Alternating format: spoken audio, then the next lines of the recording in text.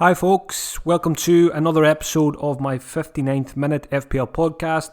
I'm the FPL General, recording on Tuesday the 5th of November. So we've got Champions League Tuesday night, Wednesday night, Europa League Thursday night, Gameweek 12 at the weekend, and then we're into another dreaded international break, the third one of the season. Thanks as always for tuning in. If you're a new listener, hope you enjoy this one and hope it helps you with your decisions for Game Week 12. Shoutouts first of all this week. Alexander Lacazette, welcome to the 59th Minute Club. I talked him up, I mentioned him on last week's podcast. I'd added him to my watch list. Now, a player coming off at 59 minutes, that is not what you want in your FPL team. So that puts me off Lacazette right away. I think the young kid Martinelli came on and got some minutes at the weekend. So welcome to the club, Lacazette. A couple of notable mentions this week. Pascal Gross was very close. He got quite a few mentions last season on this podcast. He got a 58-minute appearance at the weekend, as did Dwight McNeil at Burnley. And a notable mention as well for Burnley's defender Webster, who went off injured in the first half and missed out on the clean sheet. So, as always, Game Week 12, keep an eye on them clocks, folks. Once it ticks close to 60, keep an eye out if anyone gets hauled off between 59 and 60 and send me a tweet. Game Week 11, how did it go for me? Game Week 11 was really a tale of 2 days. It was a brilliant Saturday with 62 points, but that was me all out, so it was always going to be downhill on Sunday, because I didn't have any Leicester players, and I decided to wait another week on Vardy, and that was okay. He didn't do too much damage, 6 points, but really it was the defence, especially Soyuncu and Madison in midfield, that really damaged my rank on Sunday. So I think on Saturday night I'd gone from about 350k up to 216k, but then dropped back on Sunday, but right back down to 388k. So it actually was a small red arrow in the end of about 30,000 places. So last couple of weeks, Leicester have really been hurting me. So it's time to finally address that this week, and I'll talk about that when it comes to transfers. Going to be at least one Leicester player coming in for me this week, if not two. So yeah, I banked the transfer going into the weekend with a view to having those two frees for Game Week 12, with a view to getting Vardy in, as I mentioned last week. Captaincy again, absolute nightmare. It just goes on and on this season. I had Sterling captain, so another blank. Had a quick look today. I've had 6 blanks. Now that's either a 2-pointer or a 3-pointer.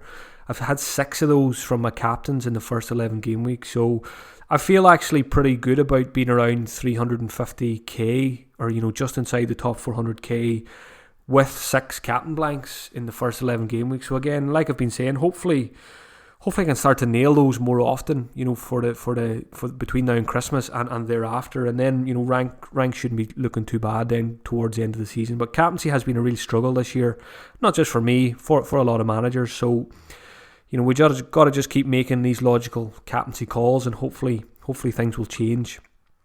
I've sat down this week and looked ahead for the next 6 game weeks. So I'm kind of trying to come up with a plan for Game Week 12 to 17. And, captaincy is always at the centre of any long-term plan I make. And it's just going to get harder, I think. Looking at the fixtures, we're probably not going to captain Man City assets very often over the next couple of weeks, looking at their fixtures. So maybe it's a case of we start looking at the cheaper guys, the likes of your Abrahams and your Vardys, and these guys for captaincy more often. So I think it's going to be a very interesting 5 or 6 weeks ahead, because looking at the fixtures, captaincy is wide open in a lot of game weeks. Liverpool are probably going to be the most popular. And Salah, I've got big question marks over Salah. There's a question about him later, so I'm going to come back to him. I'm not going to deep dive into the Salah question just yet.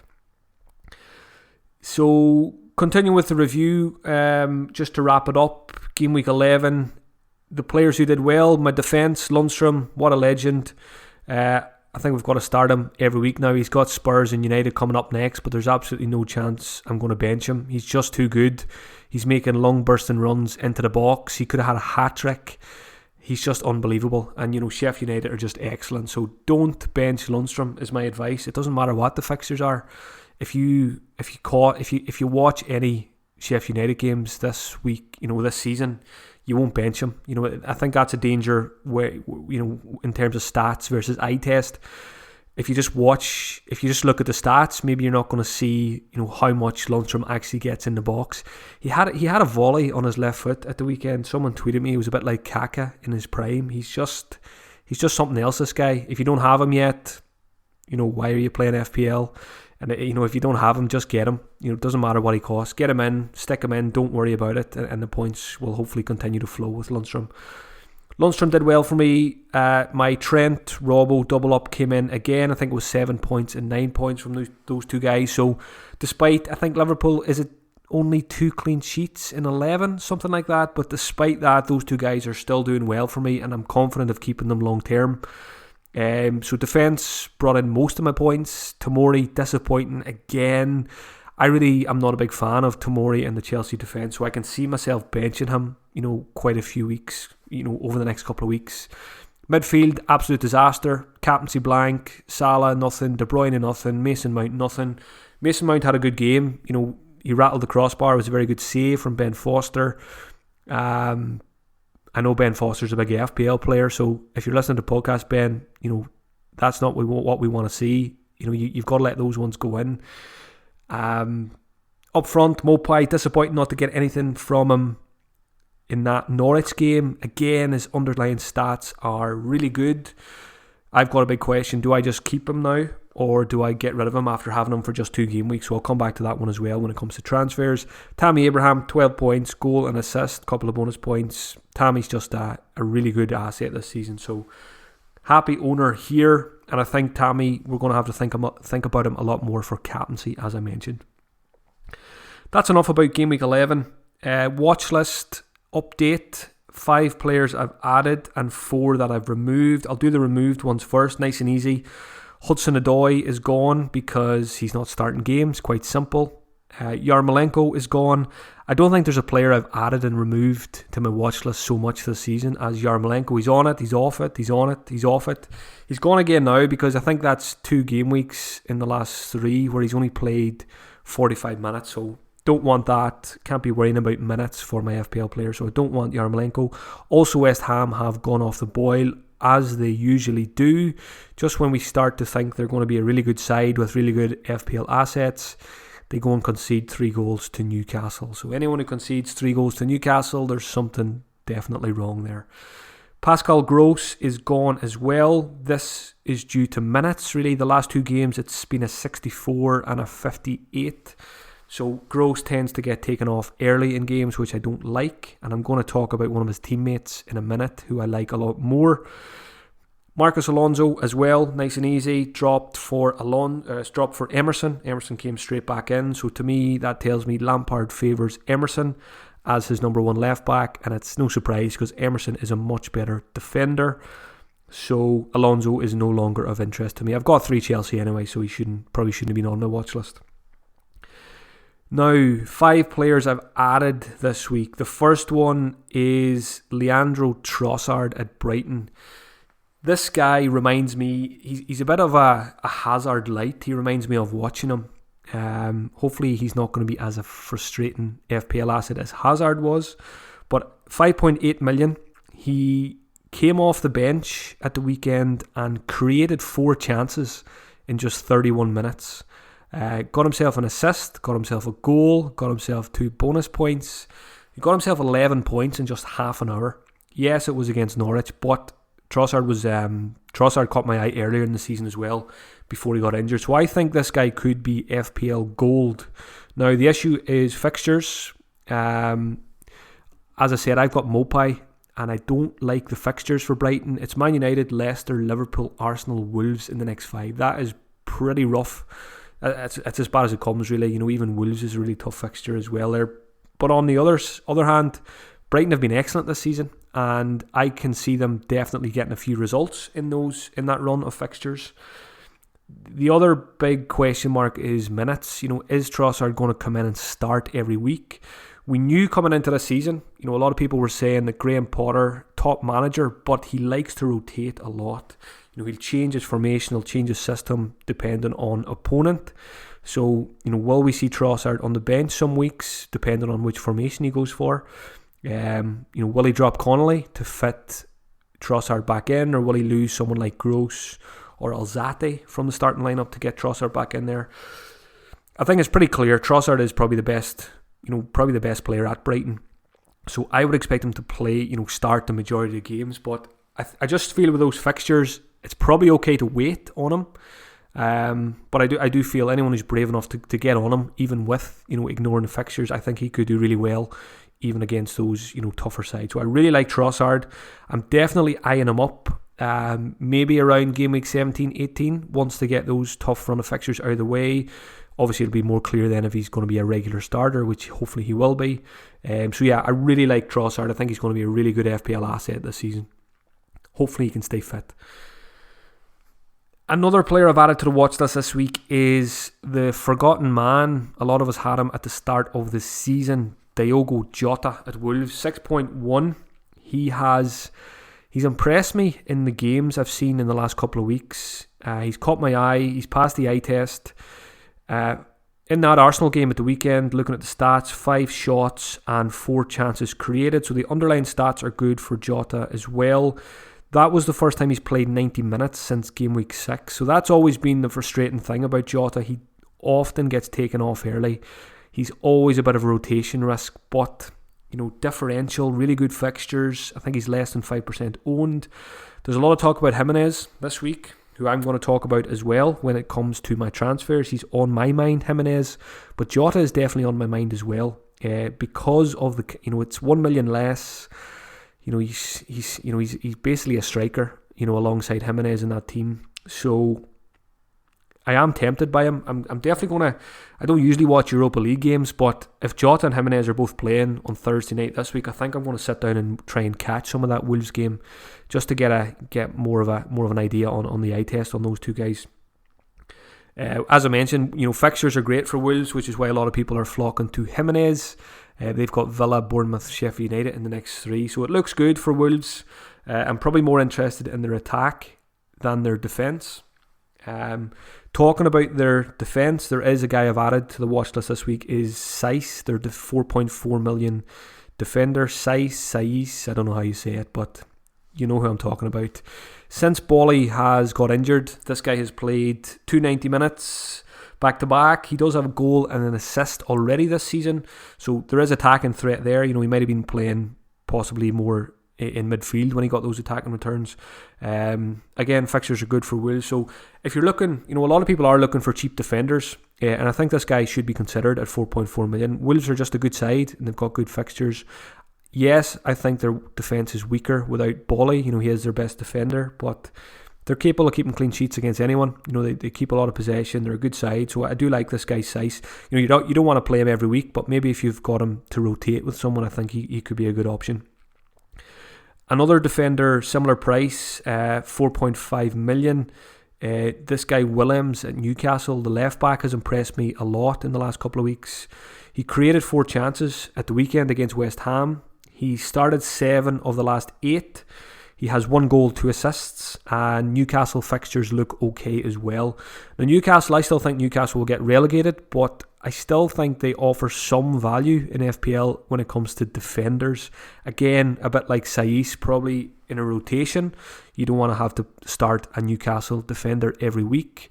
Just look at their fixtures: Bournemouth, Villa, then they've got City. But apart from that City game, the Newcastle fixtures are not too bad. And Steve Bruce, he gets a lot of grief, but I still think they're not a bad team defensively, Newcastle. So I like the guy Willems. Now, Matt Ritchie's been out for quite a while, so will that affect him when he comes back? I don't think so, because I think Willems has played his way into that team now. He's been really good going forward. So again, just another option to throw out there, maybe a bit outside the box, if you're looking for something different in defence. One more player I'll talk about on the watch list this week, Dele Alli, 8.4 million, 2 goals in his last 3 games. He's managed 90 minutes in all 3 of the last games, which is, he hasn't managed to do that for quite a while. Pretty sure that's the first time this season he's put 3 90-minute appearances back to back. Fixtures for Spurs, again another team with decent fixtures: Sheffield United, West Ham, Bournemouth in the next 3. it's very easy to forget that Dele Alli is a player who, maybe if you haven't been playing FPL for very long, just a couple of years ago when he burst onto the scene, he scored 18 goals and I think he got 11 assists in his breakthrough season. He scored 225 FPL points. Off the top of my head, I think that is the right numbers. I haven't just had a quick look at it this morning. So are we going to see a Dele Alli revival? Is he going to step up when Spurs need him most? He certainly has done. He did so at the weekend when Harry Kane missed out. So Ali's an interesting one. Obviously, it's an awkward price, and Spurs are not playing great. They're not scoring a lot of goals. But again, differential. If you're looking for something different, I think Ali he's worth considering at least.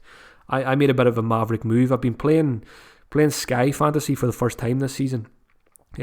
Mainly just to learn the ropes and have a proper go at it then next season. But you can make transfers during the weekend, and on Sunday morning I actually brought in Ali for that Everton game and made him captain. So that was a nice one there. But it remains to be seen. I don't think he's anywhere close to coming into my FPL team. So, but again, just one to keep an eye on. Form is good, fixtures are good. Fitness is always the big one with Dele Alli. That's probably the main reason I'll avoid him, is because of his injury record. But again, let's see how he can do over the next couple of weeks. Another one I'll be keeping a close eye in the Champions League this week. That's the watch list covered ahead of Game Week 12. Just a couple of options for you to consider, maybe some that you haven't been thinking about. Moving on to questions now ahead of the weekend. Some really good ones this week, so thanks to everyone as always for sending them in. If I could reply to every question I would, but there's probably about 100 questions there, so apologies if I don't get back to you. First one from FPL Dork. Who do I think is the best Leicester midfield option? This is a question that seems to come up every week this season. Now for me, I like the 90-minute guy, so I like Maddison and I like Tielemans. Now the question is, which one is the better option? I think they're both really good options. Maddison went up in price last night, so I think he's 7.4 now. Tielemans is still 6.5, so there's basically $1 million difference now. So who do I think is the best of them? I like Maddison, but do I like him 1 million more than Tielemans? I'm not sure. So I'm always looking for value in FPL, and I think at 6.5 million, Tielemans has been excellent this season and, second half of last season. So he's been doing it. We've got a bigger sample size now.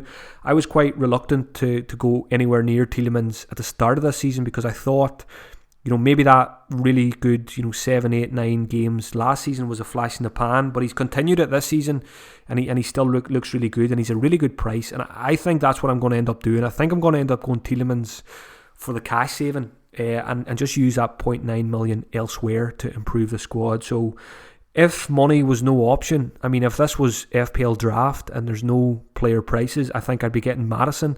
I really like his set pieces. Watching the highlights from that Arsenal game at the weekend, set pieces were excellent. They were on the money, created a lot of chances from those corners and free kicks. So I think over the course of the season, I think Maddison will come out on top, but will he come out on top, massively in terms of a 1 million saving on Tielemans? I don't think so. I think Tielemans will tick over nicely for the season. So I think that's what I'm going to do.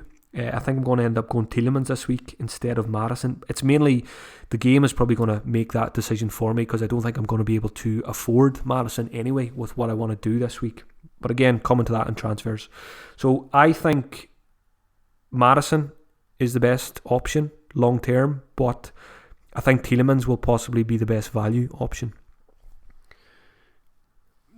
Essentially, I don't think you can go wrong. I think you just pick one of them and stick with them. Question from FPL Pro. Who is the best 6 million replacement for those looking to replace the likes of Hudson-Odoi and Yarmolenko? So I do think Hudson-Odoi owners and Yarmolenko owners probably do need to look at moving them on because it's just a headache that you don't need. You don't want to be worrying about Yarmo getting taken off at half time. You don't want to be worrying about Hudson-Odoi starting, which he hasn't been. So I think you just cut ties with those guys and just move somewhere more reliable, someone who's going to play 90 minutes every week. So the question is, who are the best 6 million replacements? If there's any cash in the bank, if you've got an extra 0.5, I do like Tielemans, but Most likely, the question is 6 million, so same price or less. So the only two on my watch list are, I've mentioned Trossard, but again, fixtures are not ideal. And I still really like John McGinn. Fixtures for Villa, they've got the two worst ones out of the way, City and Liverpool. And I mean, McGinn managed an assist against Liverpool and he hit the post against City. So I still really like him. So I think that's most likely the way I would go if it was just a straight swap for Hudson-Odoi or Yarmolenko and I didn't have any cash in the bank. I like McGinn, even though the fixtures, I'm just looking at them, Wolves, Newcastle, Man United next 3, not ideal, but again, Villa have been pretty good this season, and I just like McGinn because he just shoots all the time. So yeah, I might end up going back to McGinn myself. I had him for a short spell earlier in the season. I can see myself going back to him at some point. Probably not in the next 2 or 3 weeks, but maybe 5 or 6 weeks down the line. So I think that's where I would go. If you can get to Tielemans, do that. But if not, I do like John McGinn. I'd probably go McGinn over Trossard, just because of those Trossard fixtures and the worry over game time. McGinn's going to play 90 minutes every week, so that's a big plus in his favour. Question from FPL Blinder. Good question here about Wolves, and one I'm thinking about myself. So FPL Blinder says, bearing in mind Wolves' favourable fixtures, is it time to consider their assets? European commitments have put many managers off. However, they generally do better / have more shots in the game weeks immediately after European midweek games. So I was listening to, what was I listening to this morning? I was listening to the captaincy video that Joe and David did at Scout. And David mentioned this about Wolves, being, they seem to be managing okay with, after European games. They seem to be posting really good stats and putting in really good performances on the Sunday after they play in Europe on a Thursday night. So maybe in terms of Wolves, maybe the European, maybe we're worrying about it too much. Maybe, they seem to be doing okay on Sundays. And Jimenez in particular, Jimenez doesn't seem to be affected by rotation. Jimenez plays close to 90 minutes most weeks in the Premier League, even though he plays on Thursday nights as well. So I was kind of a little bit cold on Wolves a couple of weeks ago, mainly because I was burned by Jota at the start of the season. But I'm kind of warming to them now again, hearing things like that and seeing good performances like the one against Arsenal last week, creating lots of chances. Could have won that game easily. So it's attackers really that I like from Wolves. So I mentioned Jota and Jimenez. So do I think we should be targeting Wolves assets? I think they are as good as any team to target at the minute. I mean, when I look at the fixture ticker, the two teams with the best fixtures for the next 6 weeks are Leicester and Wolves.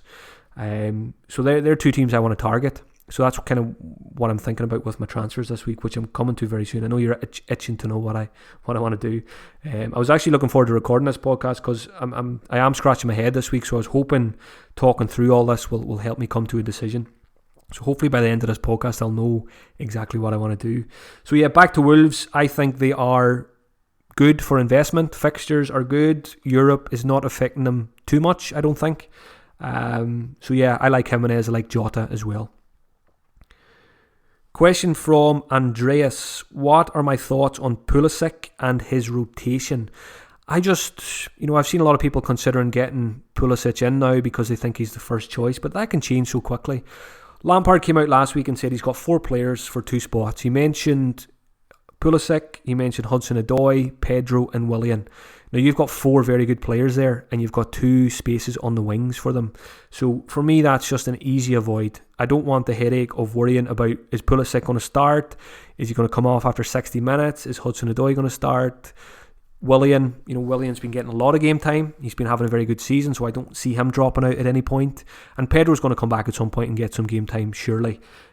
What I liked about Lampard saying that last week was he didn't mention Mason Mount in that conversation. So to me, that tells me Mason Mount starts every week. So I'm just happy that I own him. And I still don't hate the idea of paying more for him now if you don't have him, just for security of starts. I still think Mason Mount is a really good option. Like I said, unlucky not to get on the score sheet at the weekend. So for me, I don't like Pulisic. I wouldn't be getting him. I would just avoid the Chelsea wingers because there's too much of a headache.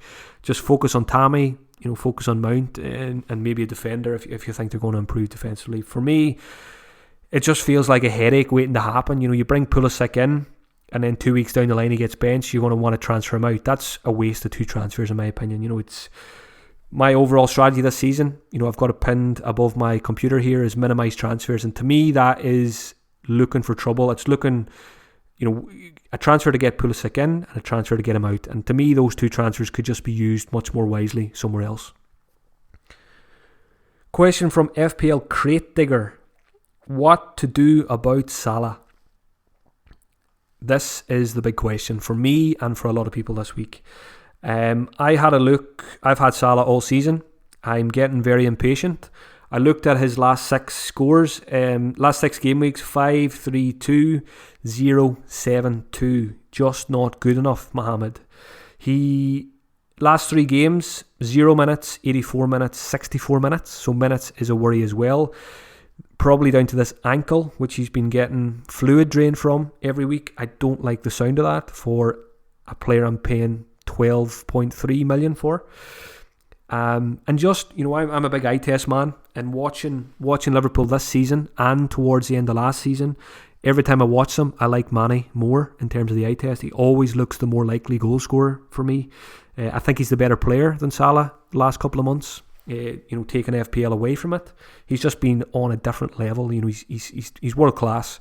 He's probably up there with, I would probably say top 5 players in the world at the minute.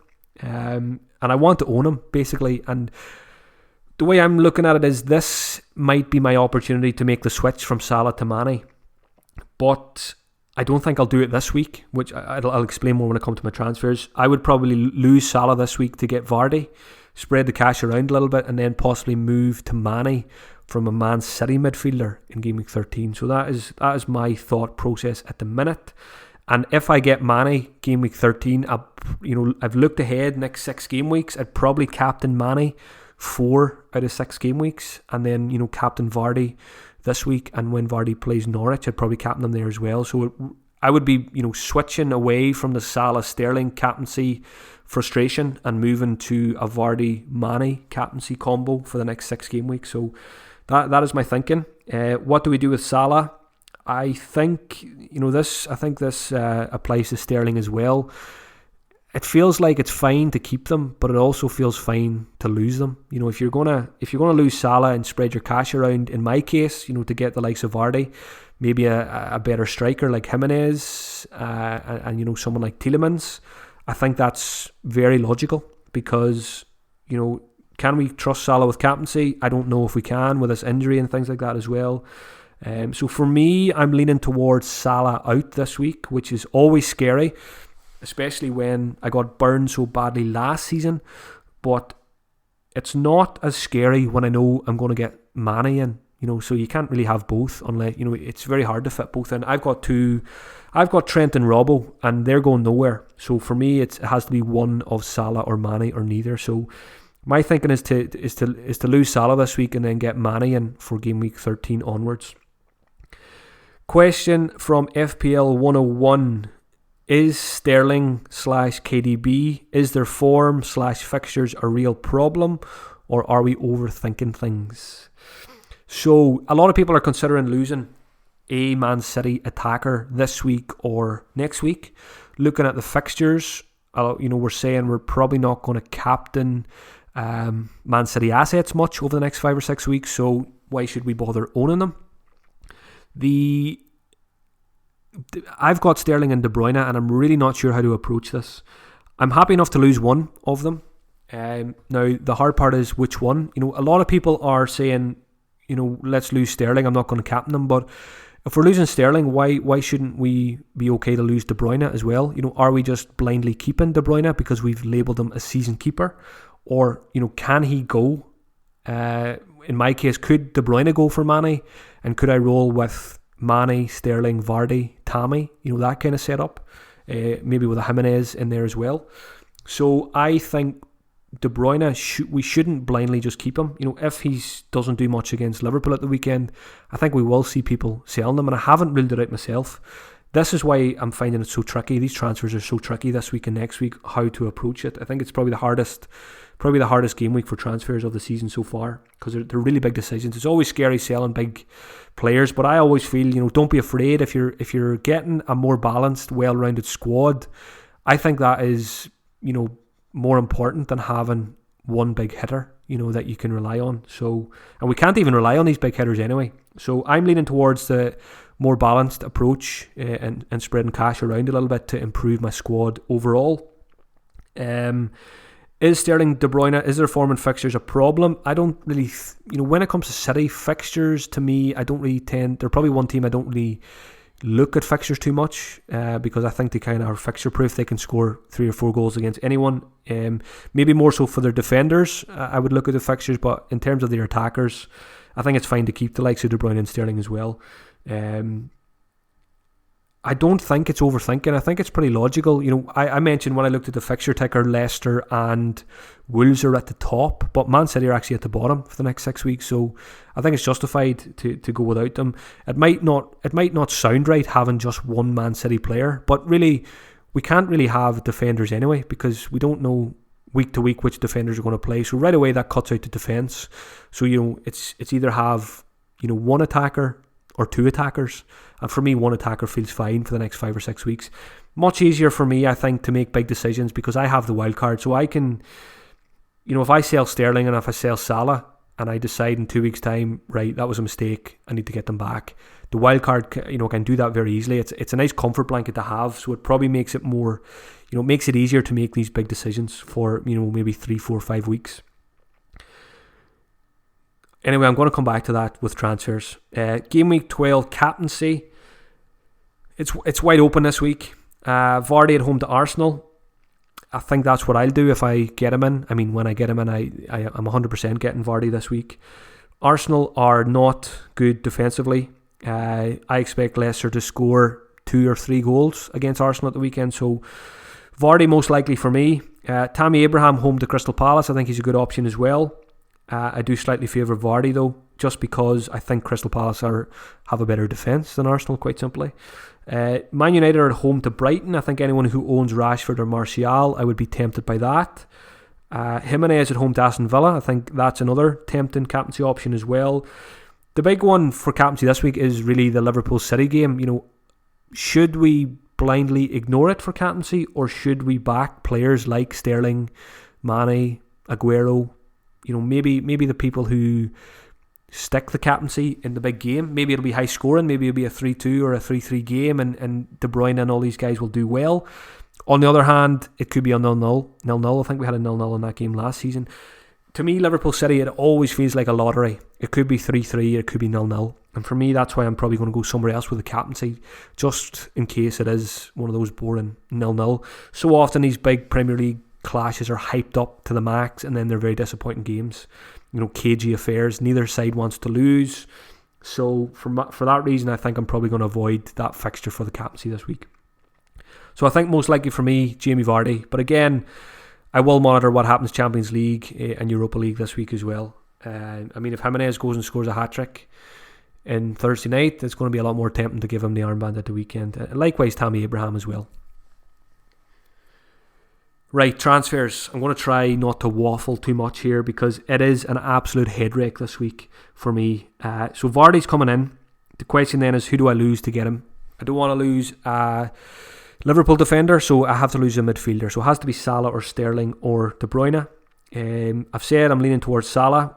So the plan would be, basically one option I've written down here is, I've got 2 free transfers, so this would be a -4. So I would sell Salah, Mopai, because I don't like his fixtures, and I would sell Greenwood as well, my disaster of a third striker who's lost value for me this season, and I would replace those 3 with Tielemans, Jamie Vardy and Jimenez. So again, going back to the fixture ticker, Leicester and Wolves have the best fixtures next 6 game weeks, and I'm bringing in 3 players this week from those 3 teams. Nice and simple, don't overthink it. And what that would do would be it would make my overall team structure look a lot better. It would be a 3-4-3 then, with Jimenez, Vardy, Abraham up front, and I would be just using 3 defenders every week then, which would be Trent, Robertson and Lord Lundstrom. So that would move Tomori to my bench most weeks, which I like the idea of that as well, because I really don't trust Chelsea for clean sheets. So I would have Tomori and Rico on the bench every week, and Cantwell would still sit there as well, stinking the place out. So I like the sound of that -4. To me, that's the most logical thing to do for my team. But there's always other tempting options. And the one I'm struggling to shake this week is Martial. So instead, I could do a similar move.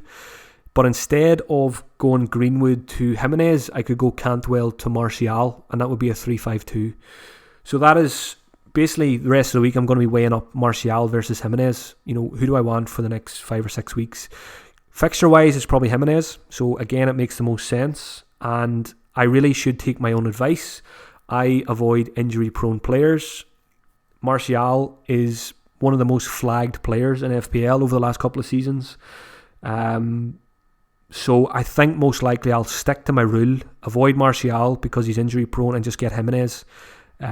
And long-term, as I said, Jimenez fixtures are better than Man United anyway. So I think that's the way I'm leaning.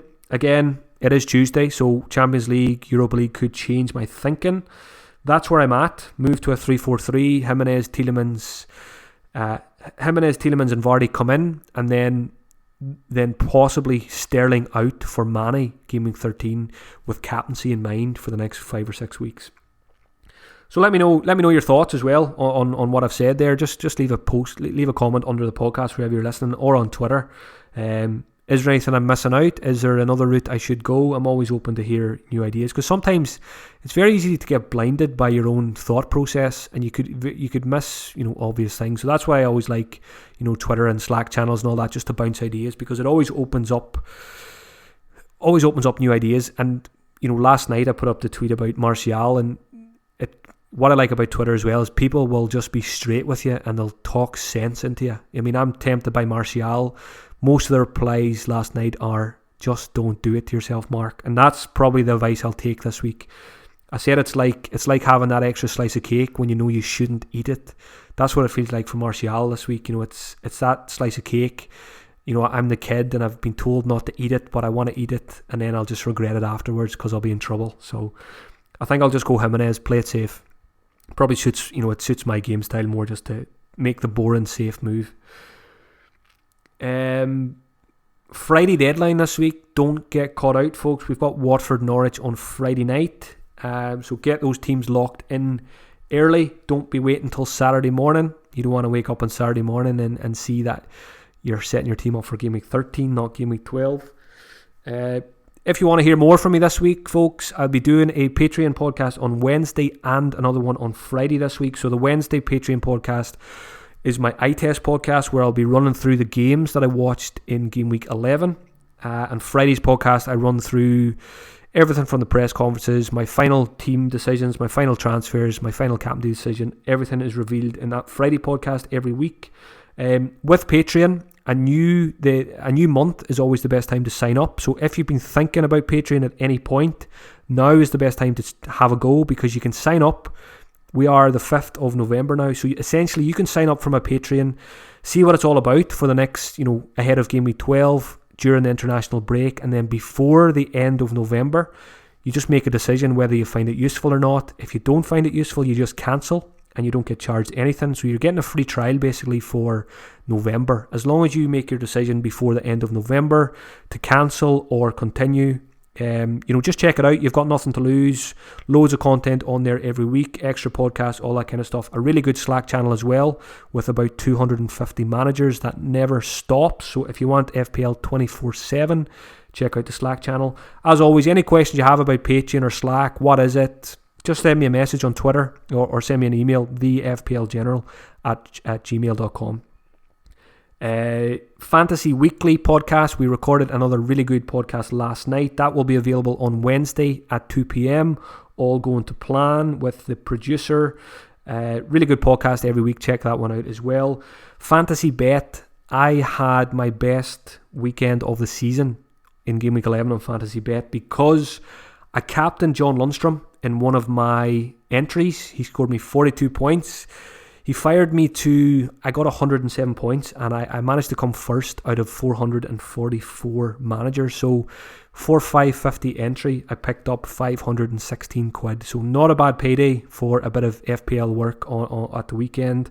Made the cardinal mistake of letting my wife know that I won a few bob, so she has roped me in to using the winnings to book a short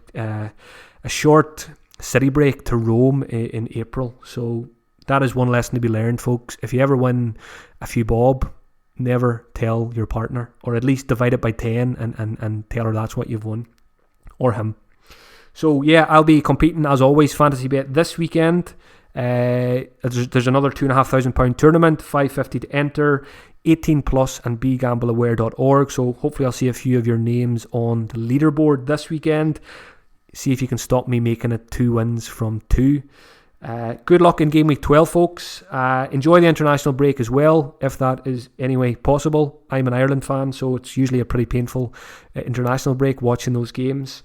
There'll be no podcast next Tuesday. I'll take a short break from recording next week, and I'll be back 2 weeks from today for a Game Week 13 preview. So may your arrows be green in Game Week 12. Enjoy the Champions League, and good luck, everyone. Thanks for listening.